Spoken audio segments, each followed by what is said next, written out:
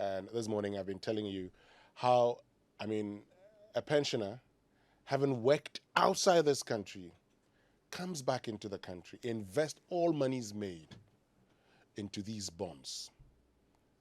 And she's told, you have to exchange it. She tells me, what am I going to do? I've put in all my money. Where do I move from here? Another person got in touch with me and said, look, my children's school fees would have to be paid. I deliberately invested these bonds so that the interest payments are used to pay my children's fees. 2 of them in the university, in a private university, where every semester they pay 25,000 Ghana cedis. Every semester, Raymond. So that man has to pay 50,000. Wow. Where is he going to get the money from? He's not going to get his principal. He's not going to get his interest. His question is, where do I go from here? This is all the savings I have, and I have put it in government bonds. And this is the school fees month for the avoidance. Exactly. This is the school fees month. This is the school fees month.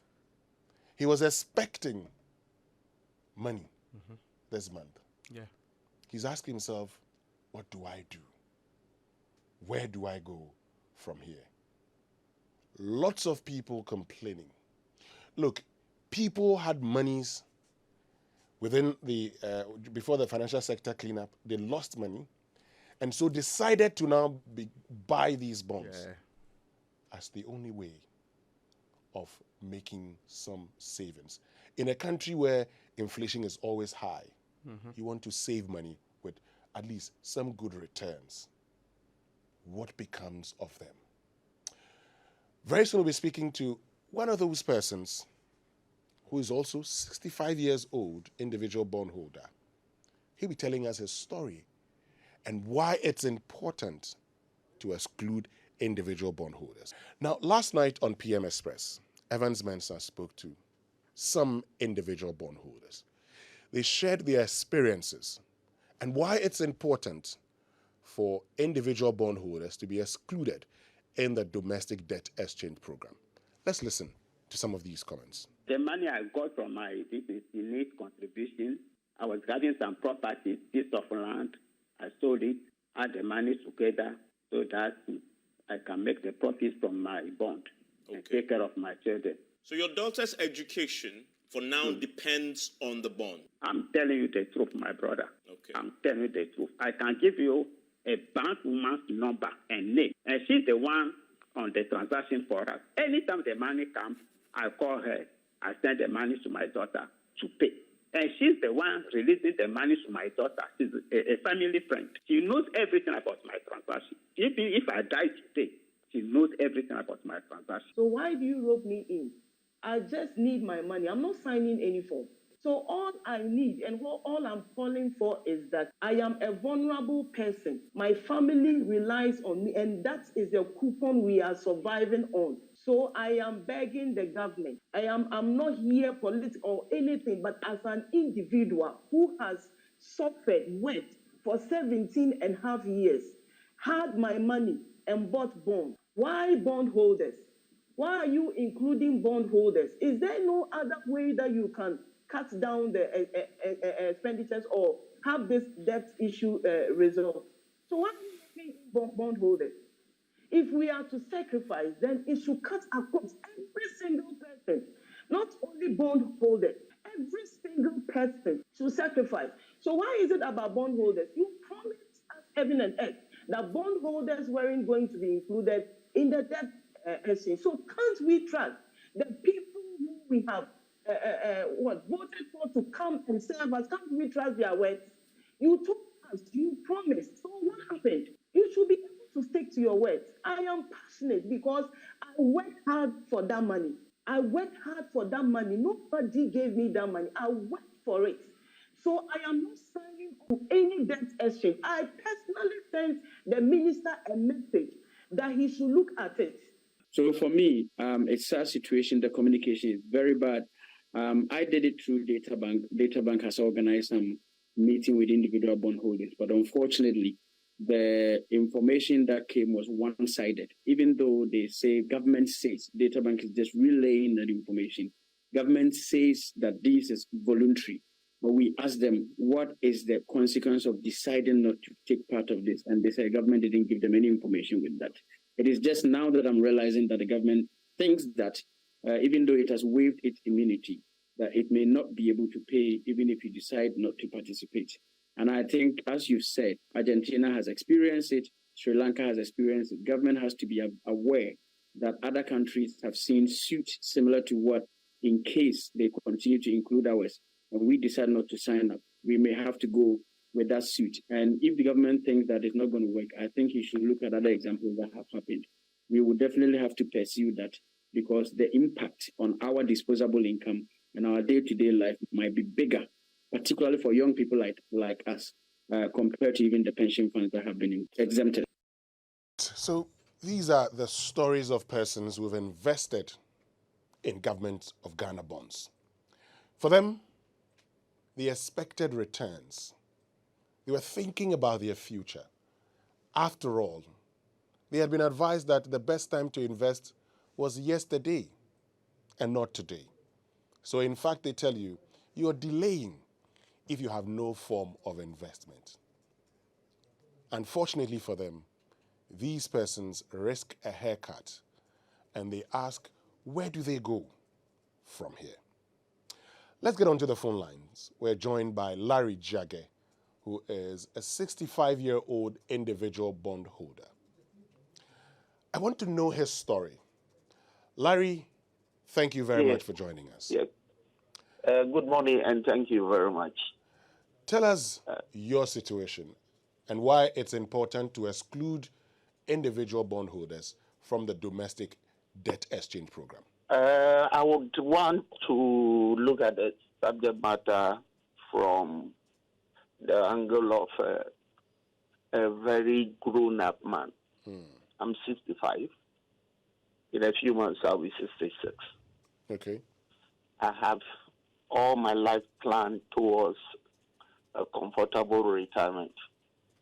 And I have consistently kept faith with the system and invested quite a lot into government securities. I must indicate that during the financial sector restructuring, I lost money. And during the period that was going on, I had serious health problems because I couldn't sleep. Okay. Before I continue, let me tell you something I observed this morning. Okay. I am on a platform made up of people with problems as mine. And you would observe the whole of this night, most of them didn't sleep. The platform was active till this morning. Okay. It was active till this morning. And you could hear or feel the pains of people, especially the very grown-up people. What crime have we committed by keeping faith with our system or our country? Some of us had the opportunity to move money to offshore locations.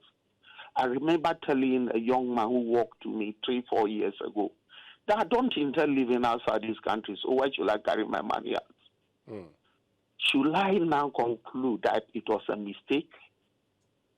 And what is worrying is the impression being created as if bondholders have committed some crime. I read something this dawn that created the impression if you don't sign, you will not be part of the system. And that is a threat. Have we committed any crime? Now, let me look at it from my personal perspective. I'm 65. Assuming they spread my bonds for 15 years, I'll be 80 years. Very few men in my family cross 80.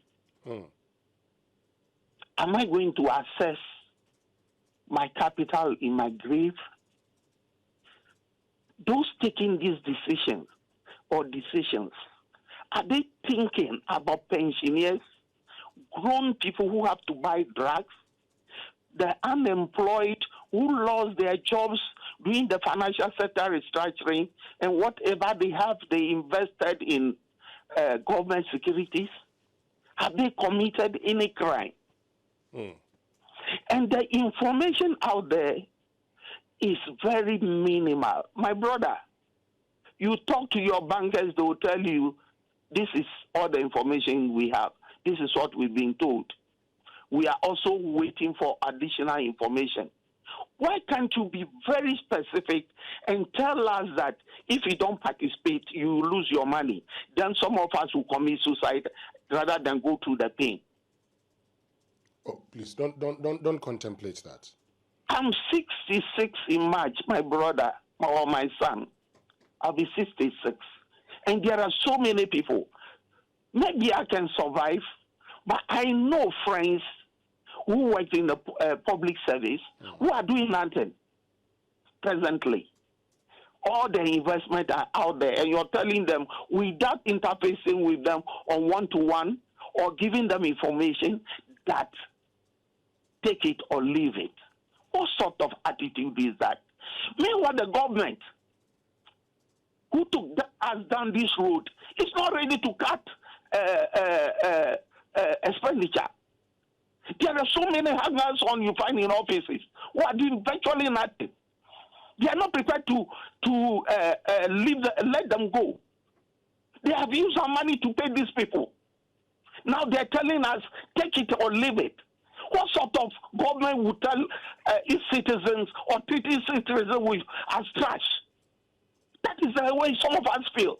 And that is the way a lot of people on these platforms are. I'm on two of these platforms. That is how we feel. We are not being told anything. We are not being told anything. And I'm going to be very specific here.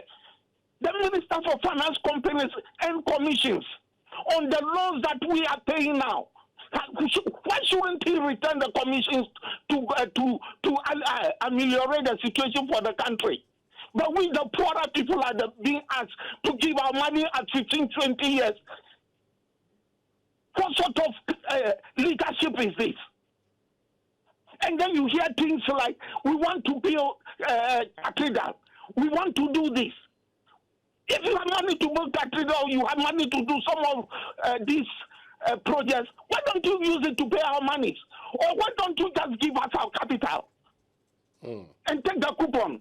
My brother, I'm going to tell you something. In July, I was approached by one of the finance houses that there was a government bond available. I moved money, quite some money, to purchase it. I've not earned one coupon on it. And now you're telling me I should wait for another 15 years maximum? I've not earned one coupon. No interest on it. And it's like you're stealing my money. You're taking my money, and I'm using stealing advisedly. If you take somebody's property without his consent, you have stolen it. In law, is expropriation. You are expropriating my property by force, by the use of law. It is wrong. It is wrong. They want to send a lot of people to their graves. They just want to send us to our grave. And the body language, the attitude, when you see some of these people who are not, who some years ago were nobody, suddenly you see them come and justify some of these things. I have never worked for government.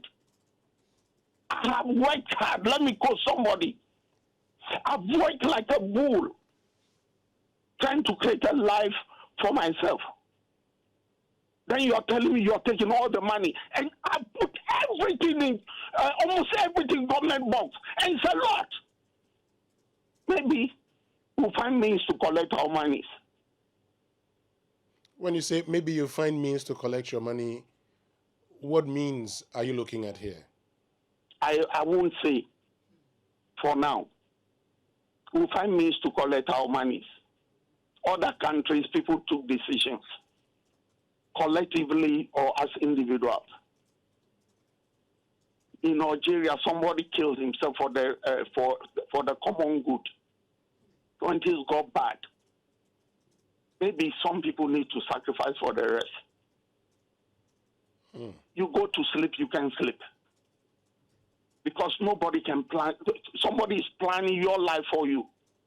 When all you did was to support your country by investing in government securities. Were we misled? Were we misled? I work in the Financial Services Center. I've sat on the board of banks. The prudential requirements, they will tell you buy government securities for purposes of valuation. You go and buy government securities. Then all the financial literature are not being thrown into the gutter because those are supposed to be very safe securities. Now they have turned out to be toxic as any other one. How do somebody just sit there and decide that he has taken my money he borrowed even 6 months ago, and that he won't pay 15 years? Meanwhile, he and commission on the loans that we are all commonly paying now. His companies and commission. His companies have taken over most government businesses. I have personal experiences I can talk about if you give me the opportunity. Where the businesses were taken away from me and given to others who have connections. After all this we have gone through, then you get up one day and decide to seize our money because of your incompetence. You have incompetently run the system. Where it's poor countries like Togo, Benin not expropriating their citizens' monies. Why are we being treated like trash? What crime have we committed by having confidence in our government and giving it money? We'll find ways to collect our monies. Okay. It is not a threat. Nobody is going to expropriate my house. I don't mind dying. I nearly died after the financial sector restructuring. I lost money. Some of the responsibilities government assume that they will pay October we were entitled to coupons. It has not been paid. Nobody even had the courtesy to give us any explanation. No one called us where it was now. When we checked, commercial bank told us they've not received any information from the government. Why? Why? Why? All right. Mr. Jiagge, thank you. Take it easy. And thank you very much for joining us this morning.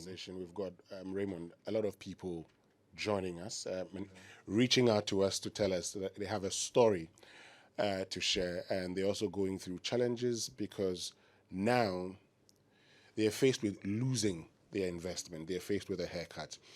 And one of such persons who's called us as Akos, Auntie Akos, let's say good morning to her and listen to her story also.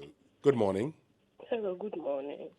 Yes, tell us your story. My husband invested in government bonds, I think 2 years ago. He was laid off due to, I don't even know, but I think structures were not maintained well or in the system, so he was laid off for no reason. He had a redundancy package, including his personal savings, which is worth a lot. I don't want to say it on air. He invested in government bonds. He's at home. He hardly sleeps. He hardly talks about it. And we have school fees to pay. Our oldest is 16 years old. And we have twins. Our oldest and our twins, they are 3. As I know, we've not paid their school fees. And that's our only livelihood. I don't even know how we will survive if they include us. I'm also a housewife. I don't work. So how am I going to survive? How? We are begging the government. Just imagine someone will be in the house eating, taking the kids to school, doing everything, and your livelihood, something you have suffered for so many years, you are being ripped of it. Is it fair? Is it fair? So, I mean, you say your husband hasn't been talking. No. How has this affected him? How is this affecting him? He has sleepless nights. He barely sleeps at night. He barely talks. Even if you want to have a discussion with him, he hardly responds. I'm young. I don't want to even lose my husband. Please. Please help me. All right. Auntie Akos, we will help you, and that's why we're having this conversation. We know also that there are a lot of people who are, inviting groups to come together so that together they can engage government. Raymond, you've been sharing one of them with us, and I know a lot of you have also been calling. We'll hear from other stories and how this is impacting families and individuals. Now, the Ghana Individual Bondholders Forum. This is a grouping which is being convened by Senyo Hosi, and we should be getting him on pretty soon. The official statement says here, for immediate release, Individual Bondholders Forum and the Domestic Debt Exchange. Says that government announced it, and there's a part that says, in an unfortunate, oppressive manner, government has shown total disregard for the contractual rights of individual bondholders and has made no effort to structure reasonable consultations with individual bondholders. In the process, we are presented with painfully stark, impoverishing, and unsustainable choices, a situation deeply troubling and wholly untenable. This is only possible because of the absence of effective representation and the perceived ease of oppressing a dispersed section of investors into submission. So the Individual Bondholders Forum is a voluntary individual bondholders establishment with defined governance structure to coordinate and defend the interest of individual bondholders in respect of the DDE, that's the Domestic Debt Exchange Program, and to engage government of Ghana. He said we provide legal, public advocacy, and negotiation representation for members with investments in 1. GOG local city bonds, 2. GOG US dollar bonds, 3. ESLA bonds, 4. Dachi bonds, 5. Ghana Euro bonds, and 6. Collective investment schemes, that is mutual funds, cash trust, and balanced funds. He says here, we urge all qualifying individual bondholders to join our membership. Immediate steps they are taking, pending further consultation and engagements. They entreat first that direct bondholders reject and refrain from complying with the mandatory deadline imposed by the Domestic Debt Exchange Program and join the efforts of the IBF. Indirect bondholders, that's investors in mutual funds, cash trap, and balance funds, should inform their fund managers not to accept the DDE. And they are telling government something specifically here. We want government to kindly open a channel of communication for immediate, frank, and sincere dialogue on the DDE with the IBF with a view to seeking an effective resolution to the developing impasse and the fast depleting confidence in the Ghanaian economy. Well, let's get onto the phone line because the convener of the Individual Bondholders Forum, Senyo Hosi, has joined us on the phone. Senyo, thank you very much for joining us. We've been looking at your statement, and you've said that you're prepared to offer, you're prepared to provide legal, public advocacy, and negotiation representation for members with investments in government bonds and government bonds that are going to be affected by the Domestic Debt Exchange Program. This is something you've issued today. Prior to the issuance of this statement, have you tried in any way to engage government on the need not to include domestic individual bondholders? Yeah, good morning, and thanks so much for your support in giving us the platform to engage the general public. Our instructions and guidance, one, is to have everybody reject it immediately. One, government itself is very much aware about the need not to involve or include individuals It is for that reason that when it first attempted this process, it did not include individuals because it has far-reaching implications. Just imagine Auntie Akos sitting somewhere, 53-year-old, about to retire, has saved and is planning to live on that retirement. She depends on that for her medication for her mother. She depends on that to actually pay her kids' school fees. And you wake up one morning and then wipe off 50 to 40, 60% of their wealth overnight. One of the responsibilities of government, the foremost responsibility of government, the foremost reason why we form government is for us to protect the people. And if we are not doing that, then what's the essence of government? This structure doesn't work for individuals. People depend on it for their livelihoods. And unfortunately, individuals have not been involved in any negotiation. Banks are involved. Fund managers have been engaged. Pensions and unions have been engaged. But who is speaking for the individual person? Whose only crime is that they trusted their government to bear and enforce the least risky financial instrument in the market. We call it risk-free instruments in finance terms. And people have done that. And now what have we told them? That they are fools? That they have no space and place in government? And what you just do is just send a fiat. You have up to this date, just accept it or forget it. Unfortunately, the president knows, the finance minister knows, the attorney general knows that the power is not in their hands. It's in the counterparty. It's in the counterparty with that individual. Every single person anywhere, whether it's Mr. Agbenyega anywhere, whether it is you, Raymond Akwa, whether it is Kojo Youngson, you have a contract with the government. The government has a primary responsibility to keep that contract and honor it. If it wants to deviate from it, it has a responsibility to engage you. Are we being engaged? No, we are being instructed. That's not going to happen. Two, you take some instruments like the ESRA and DACHI bonds. It's abstracted funds. No part of the funding for it is impaired. What is the basis for it to force individuals into this particular debt exchange program? Have we stopped buying fuel? Have you stopped paying the energy debt recovery levy? You haven't stopped. So why are you asking people who have funded your activity against that particular tax income, which is not impaired, to now impair their investments? I mean, for what reason? How insensitive can we be? Okay. Look, what's going to happen in this year, if this is made to stand, is going to be so disruptive beyond measure. Lives are directly being impacted. And all we are asking for is simple. Let's be at the table and negotiate what really works. If not, we all have to exercise all the options that we have. So to all individual bondholders, it is very simple. Reject it. Nobody say no to the domestic debt exchange program. Say no to it. Nobody can force you to do it. Remember, yesterday, the ESRA bonds, for example, they pay their coupons. Because government cannot unilaterally decide not to. A few things that people don't realize. The new debt program that they are trying to push, or the bond exchange that government is trying to push, is creating two things in here.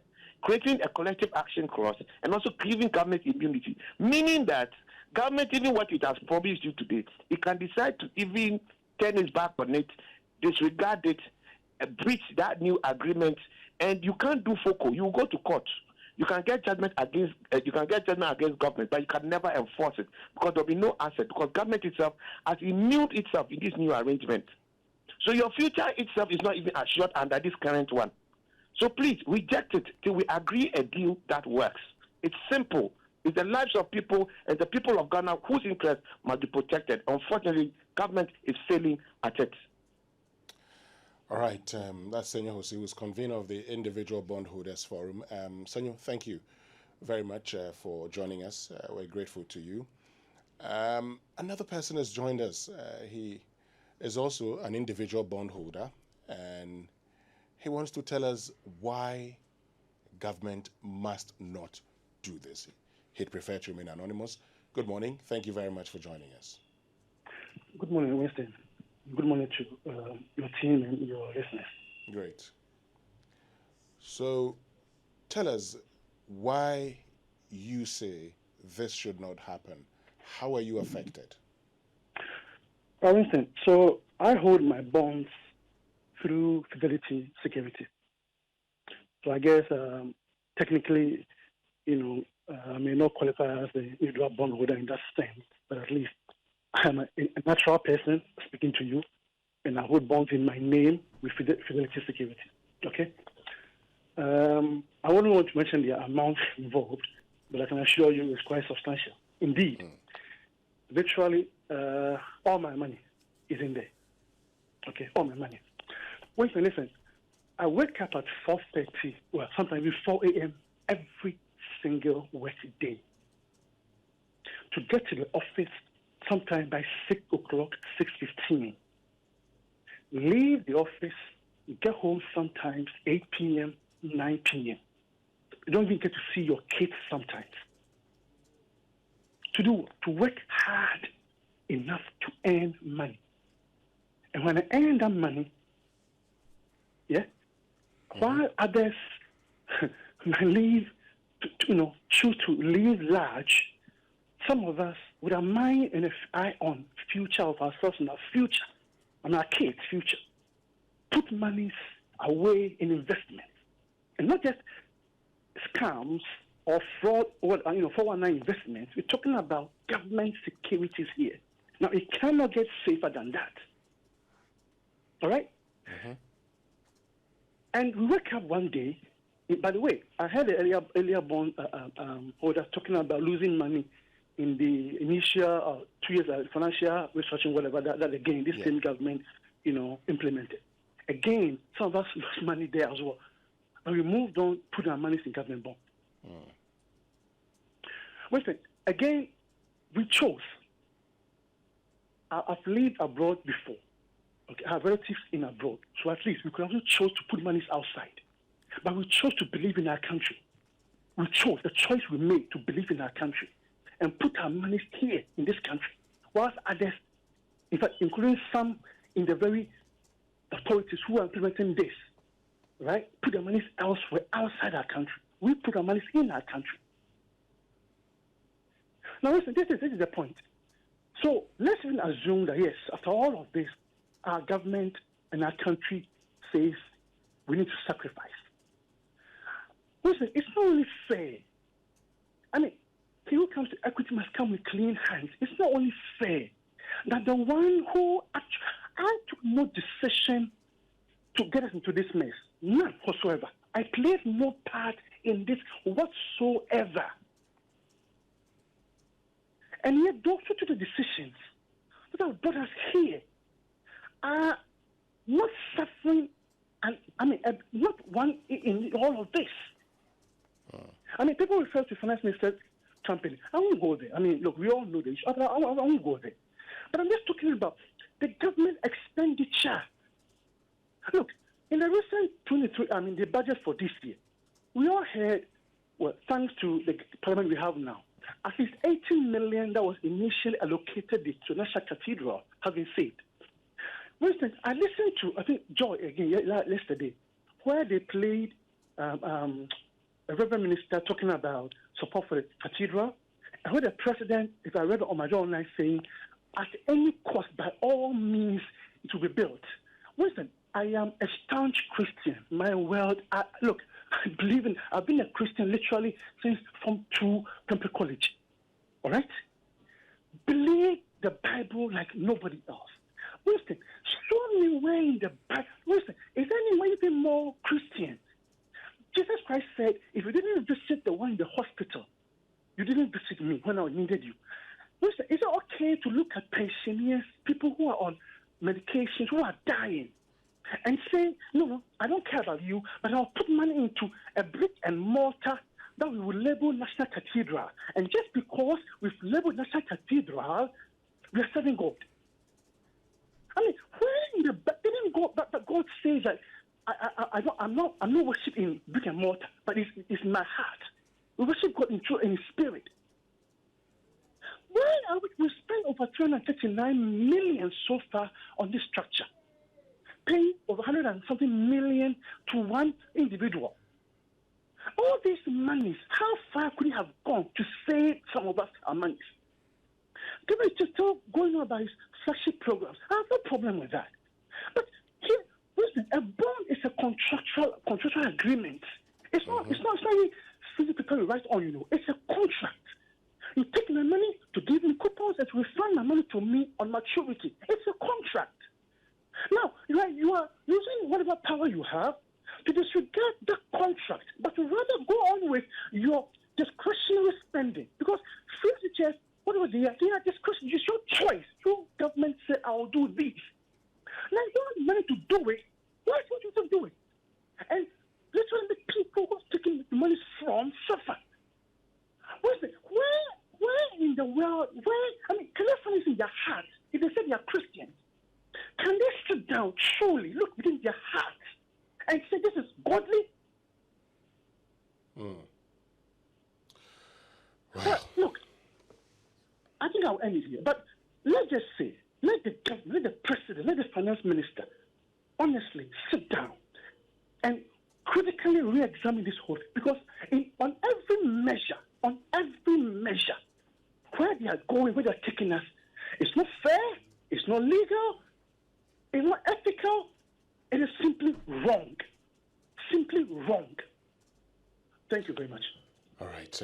Thank you also for joining us. You just heard one of the individual bondholders, making his point on why individual bondholders should be exempted from the debt exchange program. Well, it definitely has to get better. Many of you joining us this morning, some of you joining us this morning, and sharing your challenges with the domestic debt exchange program, particularly individual bondholders, how you're losing your investments and how that is impacting you. We've been listening to stories of a 65-year-old man who's asked the question, where would I be in 15 years? All my life, over the past 40 years, I've worked in this country. I have no plans living outside this country. I put all my investment in government bonds. Today, I am told I have to hold on. In fact, he laments how just July last year, he had to buy government bond. Lots of money spent in buying one. Unfortunately, he's not even had a coupon, not been paid even once. He won't get any interest payments this year. Next year, he expects some 5% if he signs on to the domestic debt exchange program. You've heard of the woman whose husband can't even sleep. The question is, why must people go through all these challenges? And their only crime is that they believed in government and thus bought government bonds. So Raymond, this is the situation we're faced in. The fact that today, a lot of Ghanaians are faced with the prospect of losing investments because they bought government of Ghana bonds. Originally, they were not supposed to be part of it. But after the decision to exempt pension funds, government went for the individual bondholders. I'm asking myself, some questions. And you heard, one of the callers, saying that, look, why don't you cut down expenditure? I ask myself this simple question. If people are going through challenges, why would you want to spend 27 billion on capital expenditure? The same year. Some of it, in fact, half of it can wait. And what we do with capital expenditure, forgive me, it's not like we do those projects that pays for itself. Exactly. We basically do projects that we can benefit from as the people who are supposed to keep the budget and also run these projects. So let me, just... Huge procurement opportunities. Exactly, huge procurement opportunities. So all that we are doing right now is giving ourselves opportunity to engage in procurement, and we know the corrupt practices that come with procurement, and we know how individuals enrich themselves as a result of procurement. The point is, at this moment when people are complaining, at this moment when, just about 8 to 10 billion Ghana cedis is what is, been invested in individual bonds, you have no business as a government investing so much into capital expenditure. After all, the people that you're doing it for would understand when you tell them that because of this and that, I cannot do this for you. And you have a template to use. We have been told in this country that when we plan to build 200 schools and realized that 2015 were in a lot of trouble, going into 2016, we said, okay, let's put them on hold and continue with our austerity measure, because it's the same 2015 that we go into the IMF program. It makes sense. No, in fact, why? In the last 6 years, you didn't do the projects anyway. Yeah. And you didn't do the projects, yet you won a second term. And you are in the dire embers of your second term. Apart from you being the direct beneficiary of these projects, it doesn't appear it makes sense to any other person that you put everybody's neck on the line to be able to do some of these projects merely because you want to benefit from it. Again, you see, let's even not pretend. People who contributed in nowhere, and I heard somebody make that point, and I agree perfectly, are being called upon to suffer for no reason. And the tone with which they are being invited to suffer is even more repudiating. It's almost like, hey, we are the ones with power, so you can't do anything about it. Power that was given to you for a specific purpose. Power that was given to you to avoid the situation we currently find ourselves in. And you also hear other people complain. You see, it's some of the conversation around this that makes this entire process unacceptable to people. Within the same space, you hear the president himself saying, oh, whether we like it or not, we still build a cathedral. Some of these comments do not appreciate the gravity of where we are, vis-a-vis the call on the people to give in, to suffer, to make sacrifices. It appears the only grouping that is being asked to make sacrifices are the ordinary people who made no contribution at all. In fact, who put in place government to avoid things like we are currently in. So if you cannot avoid the trouble, and we get into trouble, let people see that you are so concerned about it. At least for that matter, your projected 5% growth rate will not, I mean, the IMF is saying that that's not where you're going to get anyway. It's somewhere around 2.7. I'm even saying if you are getting 1% growth rate for the next few years, just to make sure you are stable, there's absolutely nothing wrong with it. You don't have to fight and pretend that in the last few years, if it's not for electioneering purposes. Because why? You have been in power for 6 years. This is 2013. There's barely a year or two left. Why would you want to pile up so much money to do projects? It's only because when you do the projects in the last few years, people remember you in the next election. So if your real intention is to ensure proper development, whose interest would you put first? And then ask yourself, these election-oriented projects that you hope to do so that it will give you an advantage, is it in the true interest of the people? Which of them will pay for itself in the ways that we have always discussed, that smart borrowing and smart expenditure means that you put up projects in capital expenditure-wise in the way that they will pay for themselves so that they are not a burden onto the people. But well, I mean, frankly, we had a deputy minister who was so categorical in his mind that you're on your own if you decide not to participate. They moved from that conversation along the line. Some said, oh, well, it was not government position. But they are now not saying you're on your own, but they are showing you you're on your own by the conduct of the people in office, by their refusal to make the needed sacrifices, and by their refusal to do what is right. And what is right here means that the amount of money we are considering under individual bondholders is not up to your budget for capital expenditure. Yeah. It's not up to it. If there's sacrifice you need to make it from there. Why? The expenditure that you are doing for capital expenditure is not for our good. It's not for the Ghanaian. Why is it difficult to agree that the Ghanaian wants you to put the money into not to do some of the other things? It's not as if you have a very extraordinary healthcare system. Even the ones that are potent, they are suffering. Exactly. Yes. Today in this republic, people cannot afford the basic elements of healthcare. So if the person at that age, compounded by many health problems, cannot pay for the basic things like medicine and all the other things, and we know your insurance system will not be able to cater for that properly. So how do they survive? It's as if it's a punishment believing in Ghana and putting your money in this country. That's the signal you have sent to them. And let's not pretend though, this kind of financial system we have today, it didn't just come out to the blow. We worked at it for almost 3 decades. Prudent work. So if you cannot maintain it, the least you should be doing is doing things to destroy it completely. taking people's belief in that system out is how you destroy it. And increasingly, that's what you're doing. And the people we are hearing today, they're not the foot soldiers who call consistently talking politics here. Yeah. Yeah. I mean, people are listening to them. These are the people who ordinarily will be every day trying to do the usual communication on this matter. There are people who cannot sleep. But you have not taken us to heaven. Keeping us on earth too is becoming impossible. Really? No, but you see, this is the problem. The fact that you, tasked with making lives better for us, you mismanaged us, you've led us into a ditch. As if that is not enough, you're digging further to bury us in there. Why? Why can't this country for once think about the individuals? Look, you say you want to do a lot of infrastructure. We say, hold on. I find it difficult to understand that a government, when people tell you, you say you want to do this for us, we don't want it. You say, I will do it for you. If it's not your interest, why would you want to do that? Look, let's get a few things straight.